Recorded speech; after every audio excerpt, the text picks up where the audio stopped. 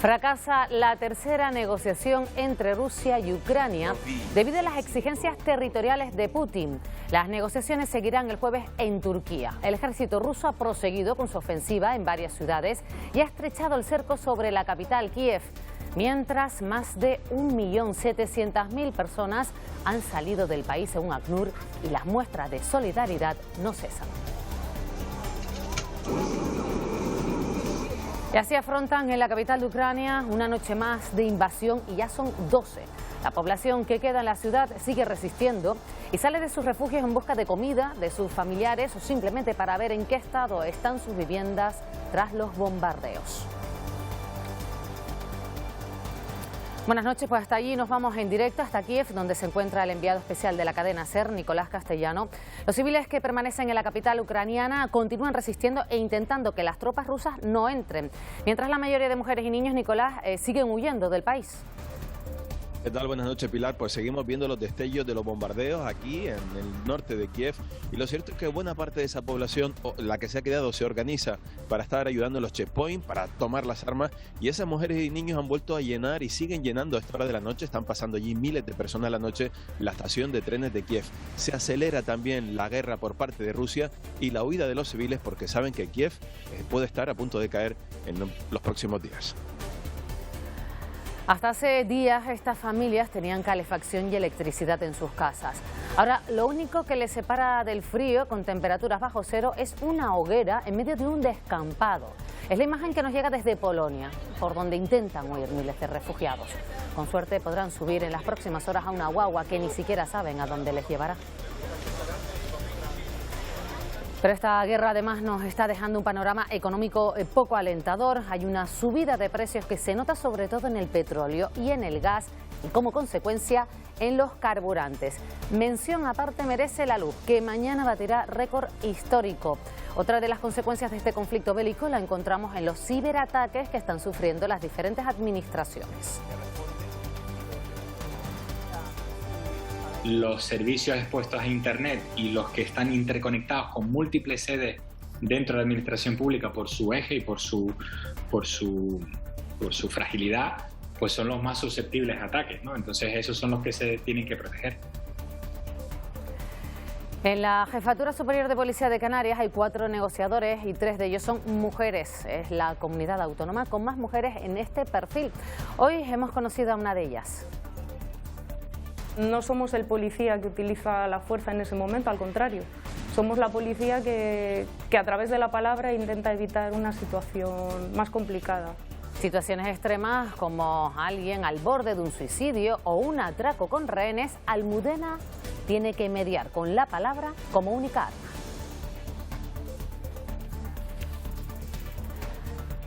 Acaba de empezar la primavera meteorológica y en el Parque Nacional de Garajona y en La Gomera nos hemos encontrado con esta imagen, la del tajinaste azul, un endemismo que se ha logrado recuperar, pero también hemos disfrutado del intenso amarillo de las flores de los cejarrones. En unos minutos nos damos un paseo por este emblemático lugar y se lo mostramos.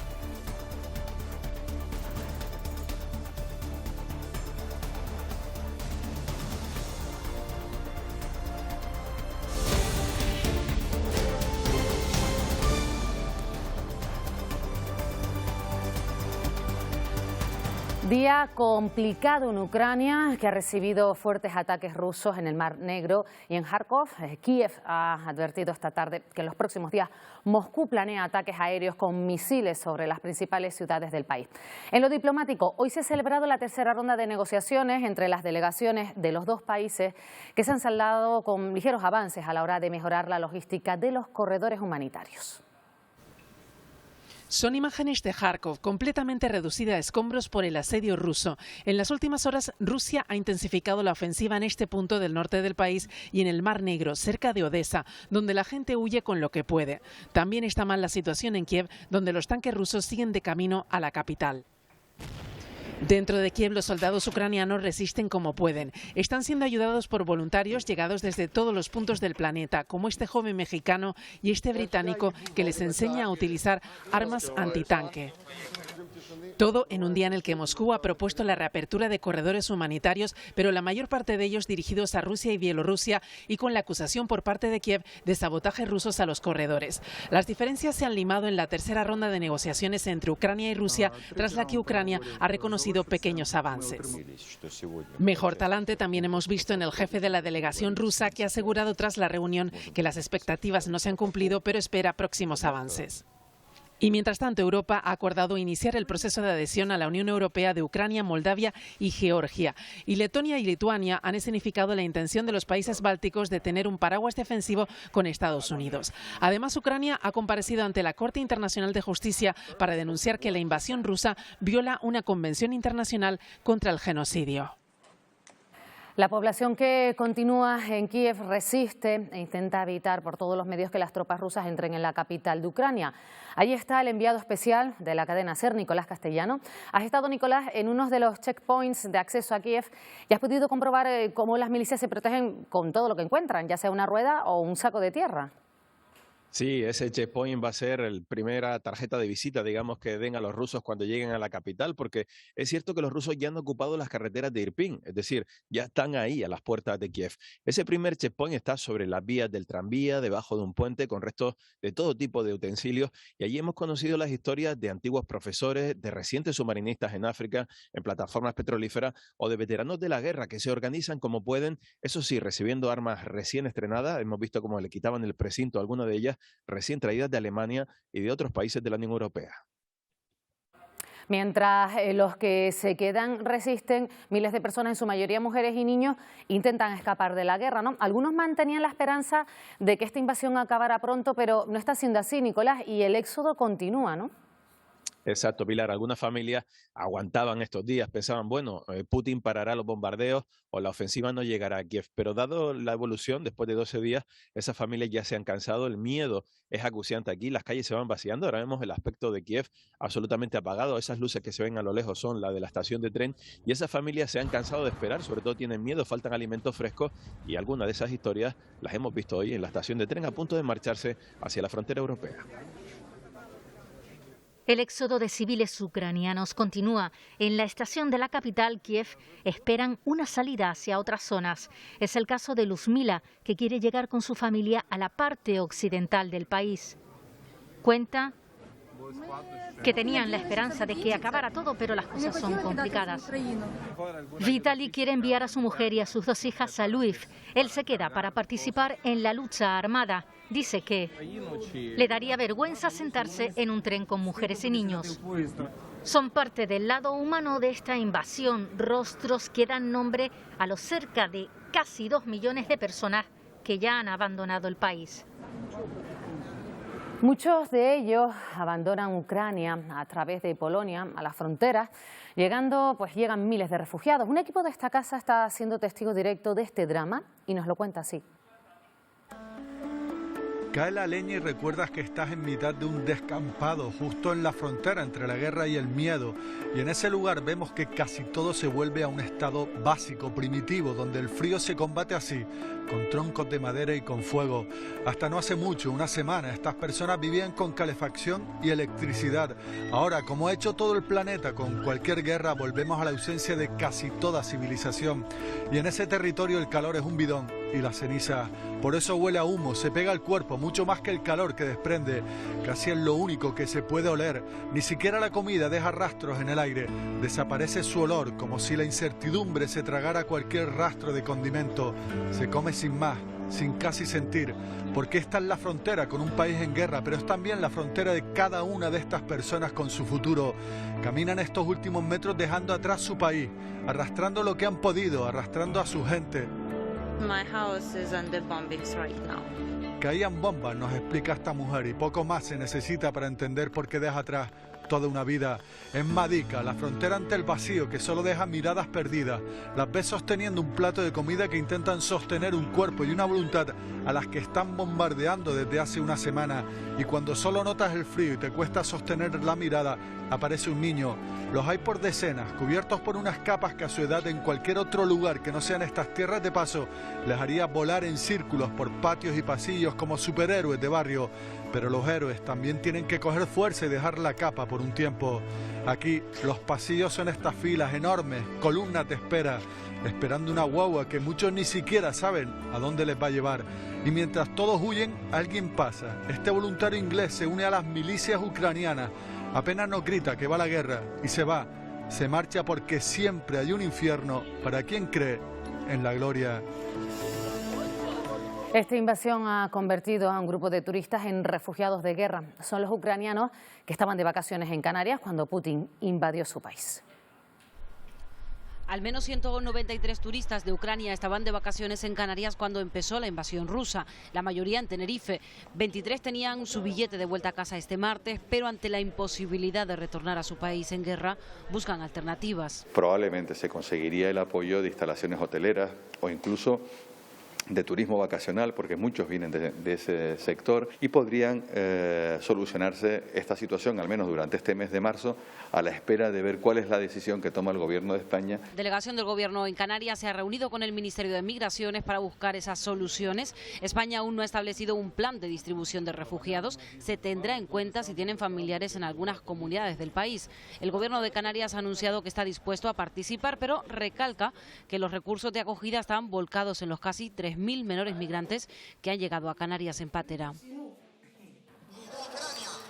El alumnado de la Universidad de Mayores de Las Palmas de Gran Canaria se ha manifestado en contra de la invasión de Ucrania. Con un manifiesto han expresado su repulsa contra la guerra y han finalizado el homenaje con un minuto de silencio seguido por el himno de Ucrania.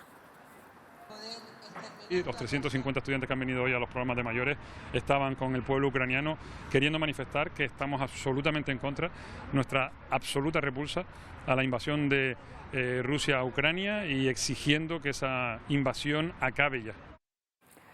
Un pacto de renta ha sido la propuesta del presidente del Gobierno, Pedro Sánchez, para dotar de estabilidad económica al país en los próximos meses. Una medida que no ve con buenos ojos el sector empresarial, que prefiere hablar de reforma y productividad antes que de salarios. Los sindicatos, por su parte, no quieren que sean los trabajadores quienes paguen la factura de la guerra a costa de sus sueldos. Nosotros lo que queremos es garantizar el poder adquisitivo de los trabajadores y las trabajadoras durante los años de vigencia del acuerdo. Los salarios no pueden ser los paganos de una guerra, de una invasión y de sus consecuencias económicas. No somos capaces, no seríamos capaces de afrontar un incremento de coste salarial para arreglar la situación de inflación. Me parece muy simple, ¿no? Hablar de topar los dividendos. Cuidado con estos planteamientos. El Gobierno analiza los efectos de esta invasión en la economía canaria. Las dos grandes preocupaciones son la inflación y el turismo. También han alertado de ciberataques a las administraciones públicas. Reunión del Consejo Asesor del Presidente. Sobre la mesa, el impacto económico en las islas de la invasión rusa a Ucrania.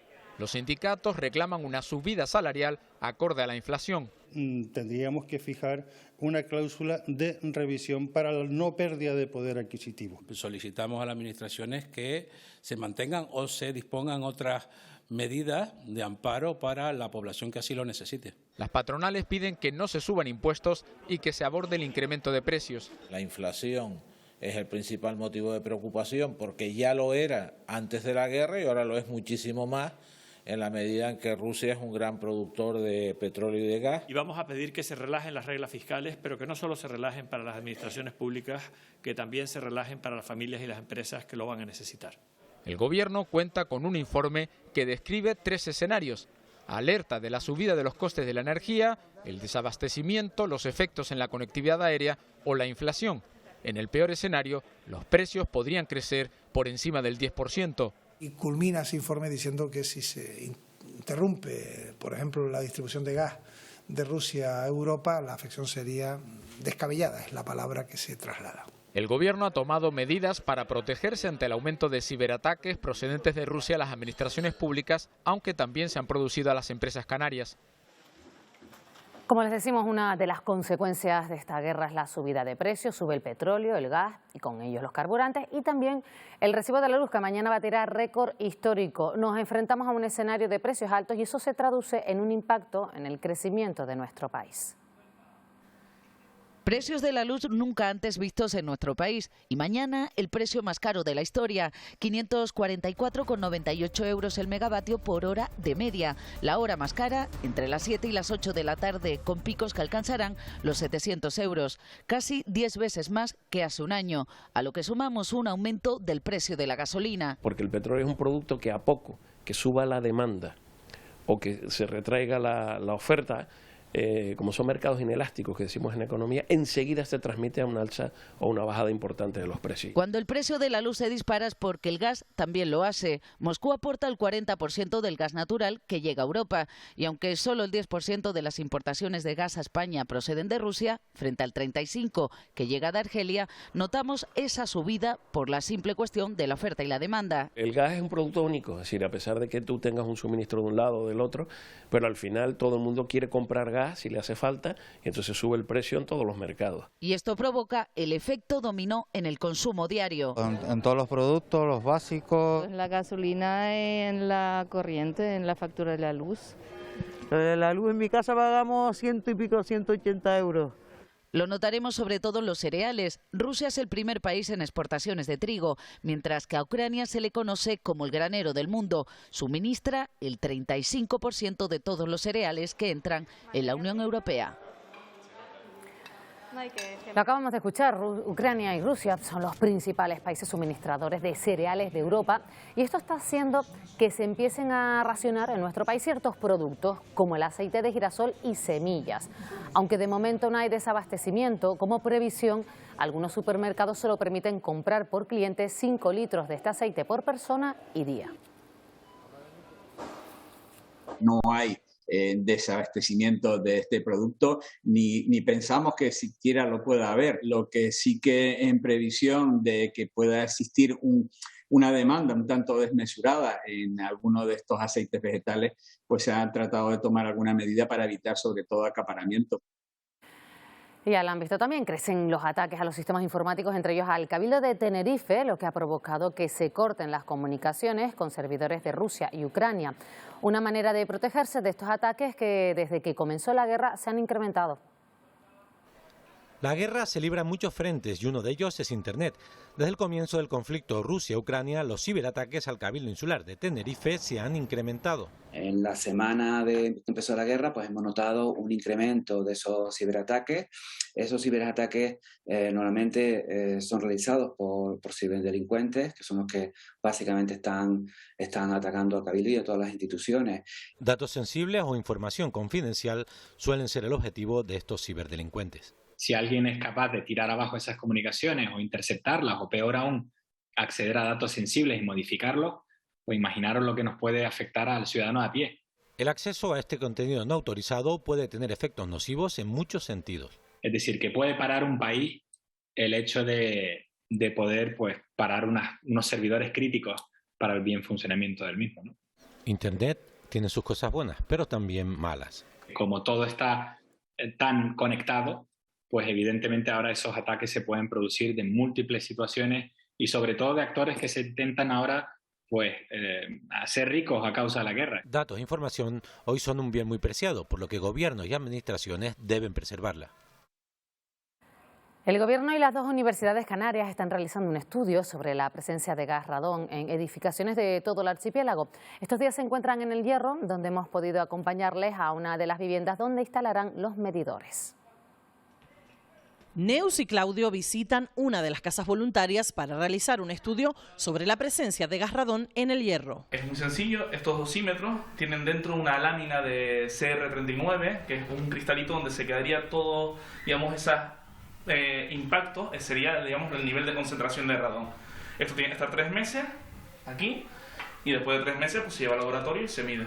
El objetivo del Gobierno y las dos universidades de Canarias es elaborar un mapa de riesgo del archipiélago. El radón, digamos, es un gas que en principio es un gas noble, es inerte, en principio no habría problema. Podría generar algún tipo, digamos, de enfermedad pulmonar, ¿vale?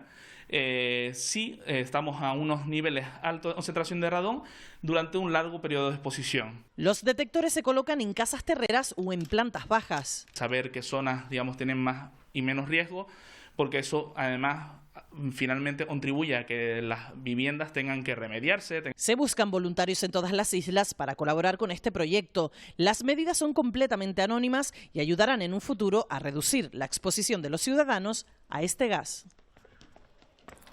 Canarias suma 678 casos nuevos de COVID en las últimas 24 horas. La situación de la pandemia está permitiendo mejorar la actividad en hospitales y centros de salud. Hoy se han dado a conocer los datos de las listas de espera de 2021. La actividad hospitalaria más allá de las camas COVID se reanudó con fuerza en 2021, acercándose a cifras prepandémicas.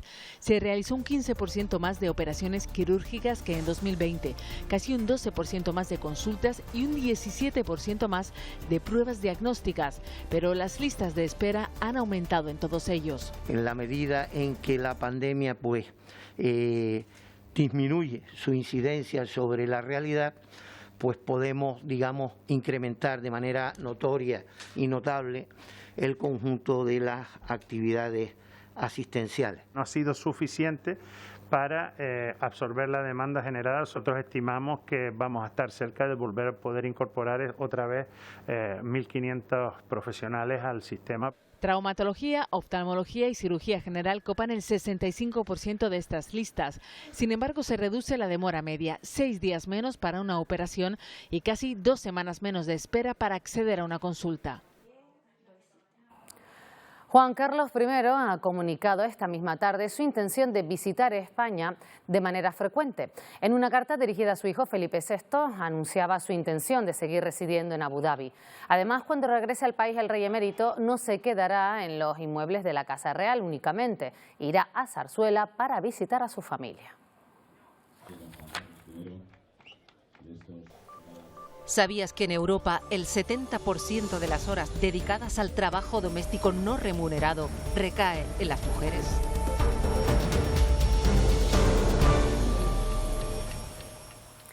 España es el primer país de Europa en consumo de prostitución y el tercero del mundo.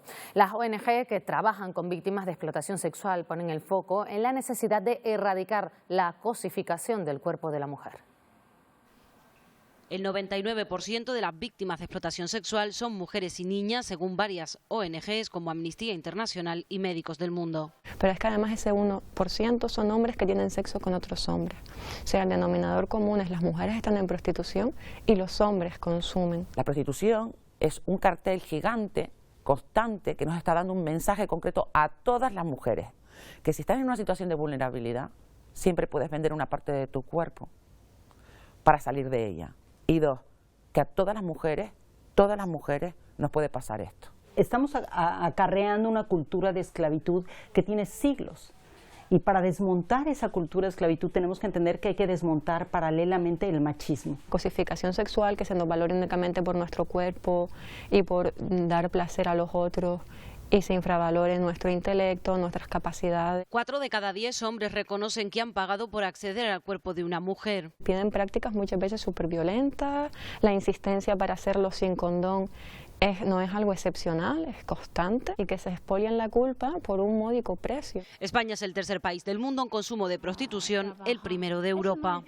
Ellos dicen que es trabajo, pero no, para mí no.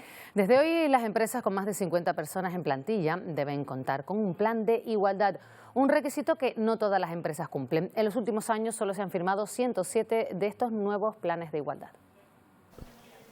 Desde este 7 de marzo, las empresas con más de 50 personas en plantilla deben contar por ley con un plan de igualdad. Permita que hombres y mujeres, mujeres y hombres cuenten con las mismas oportunidades de formación, de recualificación, de empleabilidad, por supuesto, de salario.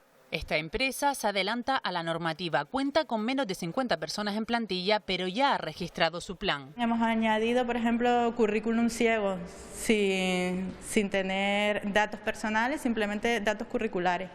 En Canarias hay casi 1.300 empresas con más de 50 trabajadores. En 2020 se firmaron 34 planes, en 2021 66 y este año 7. La realidad es que las empresas en Canarias no están cumpliendo con la normativa. No están permitiendo llevar a cabo lo que es una herramienta feminista para cambiar las realidades en los centros de trabajo. En las islas, el 2% de las empresas de construcción cuentan con más de 50 personas en plantilla, un sector masculinizado donde solo el 9% son mujeres, la mayoría en cargos técnicos. La Asociación de Empresarios de la Construcción de Las Palmas ha firmado este lunes un acuerdo para iniciar los trámites. La implantación de los planes de igualdad en estructuras tan pequeñas es extremadamente compleja. Tan compleja que requiere del acompañamiento en el autodiagnóstico, en la negociación con los representantes de los trabajadores. Todas las empresas están obligadas a la prevención en acoso sexual, sea cual sea el número de personas que componen la plantilla. In Spain we call it igualdad. Es el lema que ha respaldado esta tarde al acto institucional con motivo del 8M.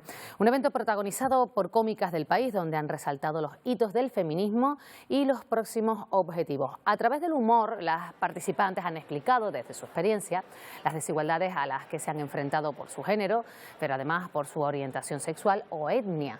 El gobierno ha acudido al acto y ha insistido en la importancia de una sociedad igualitaria y feminista. Nuestro reto es conseguir todos los derechos para todas las mujeres, fortalecer las políticas públicas feministas para que sean universales. El feminismo es lo mejor que le ha pasado a este país, que la garantía de todos los derechos para todas las mujeres hace posible nuestra democracia. Y solamente a través del feminismo construiremos las mejores democracias, que es precisamente lo que algunos no quieren que ocurra en nuestro continente, en Europa. En el ámbito policial, la figura del negociador requiere de especialistas capaces de dar la vuelta a situaciones extremas. Canarias cuenta con 4 de estos profesionales y además es la comunidad autónoma que más mujeres tiene destinadas a este puesto. Almudena es una de ellas. Su mejor arma, la palabra. Un hombre amenaza con lanzarse al vacío desde la 4ª planta de un edificio. Se encontraba en un momento de crisis. Con una mano sujeta un teléfono móvil. Al otro lado de la línea le habla esta mujer. Es Almudena, negociadora de la Policía Nacional. Tras 5 horas de conversación, accedió a bajar de la ventana. A situaciones así se enfrenta la figura del negociador de la Policía Nacional. En Canarias existen 4 agentes especialmente preparados para ganarse la confianza de su interlocutor. Que confíe en nosotros y ayudarle a encontrar una salida a esa situación tan extrema a la que ha llegado. En cada actuación debe adecuar el tono y el lenguaje a la persona con la que le ha tocado mediar. No somos el policía que utiliza la fuerza en ese momento, al contrario.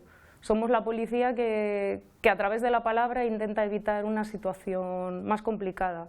En definitiva, cambiar la conducta para evitar la tragedia. Desde un atrincheramiento familiar por violencia de género o un atraco con rehenes. No todos los agentes pueden llegar a ser negociadores. Además de pertenecer a la escala ejecutiva, se les exige una formación especializada. Puede ser un excelente policía y no tener el perfil de negociador.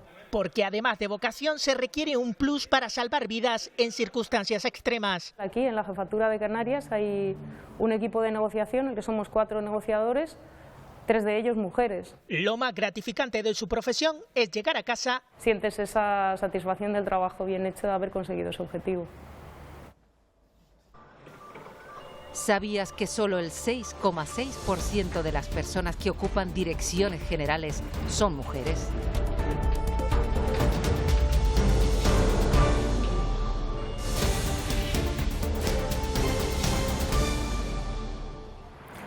...19 de los 23 acusados de organizar peleas de perros en varios puntos de España han llegado a un acuerdo con la Fiscalía para ver reducida su pena. Entre los acusados hay 2 canarios que participan en estas peleas ilegales en Tenerife.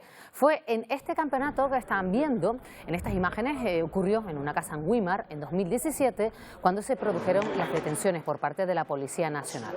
Los acusados se enfrentan a penas de entre 3 y 7 años de cárcel.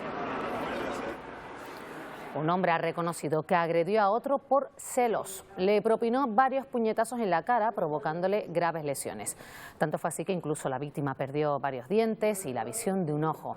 Pedían para él 8 años de cárcel por estos hechos ocurridos en Tenerife. El juicio se ha llegado en él a conformidad y esa pena se reduce a 3 años de cárcel. Además tendrá que indemnizar al afectado con 50.000 euros. Y un hombre ha sido condenado a 2 años de cárcel por apropiarse de dinero procedente del cobro de la factura del agua. El acusado trabajaba en la contabilidad de la empresa que gestionaba el suministro de los municipios tinerfeños de Candelaria, Güímar, Arafo y Tegueste. Desviaba dinero de forma irregular a sus cuentas y también a las de sus familiares. En total hablamos de 244.000 euros que ya ha devuelto a las arcas públicas.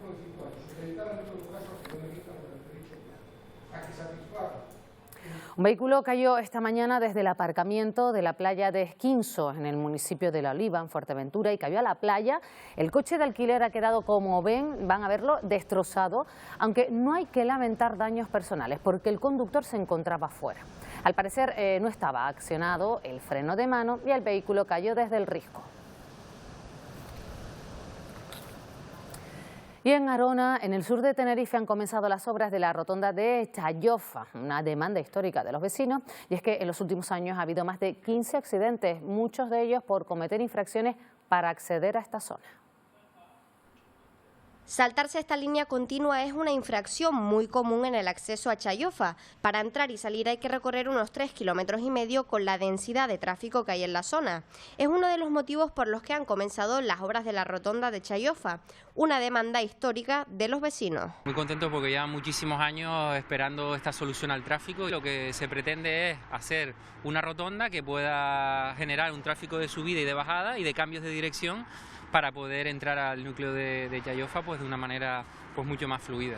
Y es que en esta vía circulan diariamente unos 19.000 vehículos. Cerca de este punto se han registrado en los últimos 5 años 17 accidentes, algunos de ellos muy graves. Es un punto en el que la velocidad de los coches pues es alta y la maniobra que hay que hacer para entrar y para salir pues conlleva riesgo sobre todo desde el carril de subida. Se espera que esta obra termine antes de que acabe el año. Hoy se ha celebrado una nueva reunión del Plan Insular de Emergencias de La Palma, EPINPAL, donde, entre otros temas, se ha decidido que algunas zonas, hasta ahora de exclusión, pasen a ser restringidas o que los datos de emisión de gases de La Bombilla y Puerto Naos se puedan seguir por Internet. Los datos que ofrecen las balizas instaladas en zonas como La Bombilla o Puerto Naos podrán seguirse a partir de ahora a través de la web del Cabildo de La Palma. Luego también el INME ya nos dio hoy los datos de cómo están las temperaturas y las posibilidades de que si hay zonas de tubos volcánicos no podríamos pasar. Nos dieron el estudio hoy, pero ese estudio lo tiene ahora que consensuar los técnicos de aquí del Cabildo. Además, algunas zonas hasta ahora en exclusión pasarán a ser restringidas. Sobre todo en los pequeños caminos vecinales, como puede ser el Camino Marta, el Camino Aniceto, el Camino San Isidro. Tras esa reunión del comité asesor se anunció también la posibilidad de visitar las coladas desde puntos concretos. Pero primero con la visita, y siempre lo digo, de los ciudadanos de aquí de La Palma y los vecinos, van a poder visitar las zonas del volcán, las coladas y el cono. Va a haber una serie de puntos que nos ha dado la Consejería de Turismo. La siguiente reunión del comité asesor está prevista para el próximo lunes. También hoy hemos sabido que el Cabildo de La Palma ha acordado nombrar hijo adoptivo de la isla, a quien durante la emergencia volcánica ha estado al frente del comité técnico del PEVOLCA, Miguel Ángel Morcuende, por su enorme dedicación a La Palma durante todos estos años, demostrando una entrega absoluta como responsable de las tareas de emergencia en la isla. Muchos artesanos han tenido que reinventarse debido a la pandemia. Es el caso de la firma Pisaverde, que sin renunciar a sus inspiraciones iniciales, pues están creando sus nuevas creaciones con fibra de troncos de platanera. La pulpa, ¿no? Se la quitamos y solo dejamos el hilito este. Nos cuenta el proceso transformador de una cepa de la platanera hasta que se convierte en hilo. El telar es solo una pequeña parte de lo que finalmente vemos hecho calzado. Estamos utilizando ya otros materiales otras materias primas, pero sacadas de aquí mismo, de la isla. Que en vez de ofrecerles cosas a los turistas como souvenirs que no tienen nada que ver con Canarias, ¿no?, pues darle un poco de originalidad, un poco de magia. Inventando su propia máquina para hilar. Pisaverde lleva vistiendo los pies más de 20 años y aunque han dado el salto a otro tipo de creaciones, estos artesanos que utilizan materiales nobles no han cambiado su filosofía inicial. El consumo justo, ¿no?, de decir, bueno, pues la responsabilidad consigo mismo, ¿no?, de decir, bueno, si vivo aquí y lo que hay aquí es tal, y yo como artesano puedo esta materia prima utilizarla, ¿por qué voy a comprarla en otro lado? Inspirados en la naturaleza y coherentes con el medio ambiente, la piel siempre ha sido su identidad. Ahora, con la fibra de plátano, han conseguido darle una segunda vida a lo que sería desecho. 25 años dando la murga. Es la exposición que es un recorrido por la historia de la agrupación lanzaroteña Los Desahuciados. La muestra incluye fotografías, también los 23 disfraces que ha lucido esta murga masculina, que fue fundada en 1977 en el barrio de Valterra, en Arrecife. Todo aquel que lo desee podrá visitar esta exposición hasta el 27 de marzo en la Sociedad Democracia en Arrecife.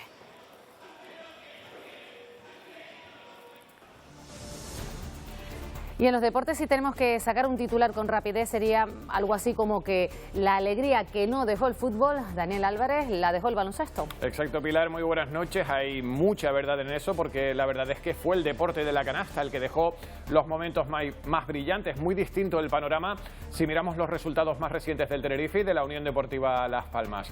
Los blanquiazules frenaron en seco en su ímpetu por optar al ascenso directo frente a un Valladolid con mucha más pegada. Ramis no tardó en recalcar que no hay que olvidar el plan de siempre, estar juntos y partir de la defensa. En cambio, es el ataque el que da problemas a los amarillos. El proyecto García Pimienta sigue sin dar frutos, con una sola victoria con él. Todo lo contrario en ACB, donde ganaron nuestros dos equipos al ritmo que marcaron dos jugadores muy inspirados. En el Lenovo, Huertas, incombustible, se convirtió en el jugador más veterano de la historia de la competición en superar los 31 puntos. Y en el Gran K, John Shurna, sus 5 triples antes del descanso tumbaron al Zaragoza. Y en un momento hablamos también de voleibol, de balonmano y de surf con una actuación de 10, pero de 10 literal, Pilar. Habrá que verla, Dani, estamos contigo en tan solo unos minutos. Nos vamos ahora a La Gomera, porque el Parque Nacional de Garajonay se encuentra en plena floración. Recién empezada la primavera meteorológica, destaca la floración del tajinaste azul de La Gomera, un endemismo que se ha logrado recuperar y está muy presente en el paisaje gomero.